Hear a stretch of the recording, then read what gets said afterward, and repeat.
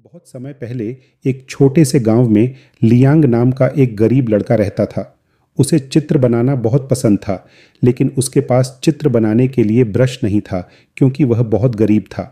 फिर भी वह एक लकड़ी की छड़ी से जमीन पर सुंदर चित्र बनाता था। वह अक्सर पेड़, जानवर और इंसानों का चित्र बनाता था। एक रात जब लियांग सो रहा था, एक बूढ़ा आदमी उसके सपने में आया। बूढ़े ने उसे एक जादुई ब्रश दिया और कहा, इस ब्रश से हमेशा अच्छे काम करना। जब लियांग सुबह उठा तो वह ब्रश सचमुच उसके पास रखा था। लियांग ने खुश होकर ब्रश हाथ में लिया और चित्र बनाना शुरू किया।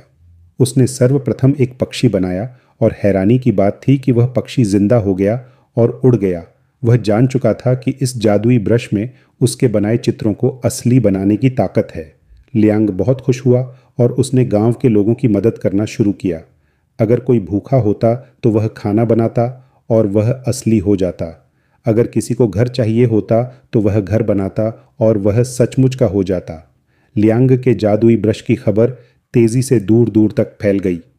एक दिन एक लालची राजा ने इसके बारे में सुना और उसने सैनिकों के द्वारा लियांग को महल में बुलाया।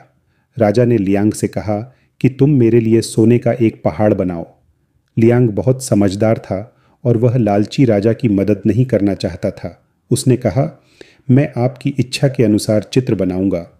उसने पहले एक बड़ा समुद्र बनाया, फिर उसने सोने का एक पहाड़ बनाया, लेकिन वह समुद्र के दूसरी तरफ बहुत दूर था। राजा, जो सोने के लालच में था, ने कहा कि उसे सोने को लेने के लिए एक जहाज चाहिए। लियांग ने एक बड़ा जहाज बनाया और राजा और उसके सैनिक जल्दी से उस पर चढ़ गए। जैसे ही जहाज सोने के पहाड़ की तरफ जाने लगा, लियांग ने एक बड़ा तूफान बना दिया। समुद्र में ऊंची ऊंची लहरें उठीं और जहाज डूब गया। साथ ही लालची राजा भी डूब गया। लियांग अपने गांव लौट आया और उसने जादुई ब्रश का उपयोग गांव के लोगों की मदद करने के लिए किया। वह गांव का हीरो बन गया और सब लोग उसकी तारीफ करने लगे। Thank you so much for watching. For support me, please subscribe, like and do share to your loved ones. And finally, press the notification bell for my upcoming video.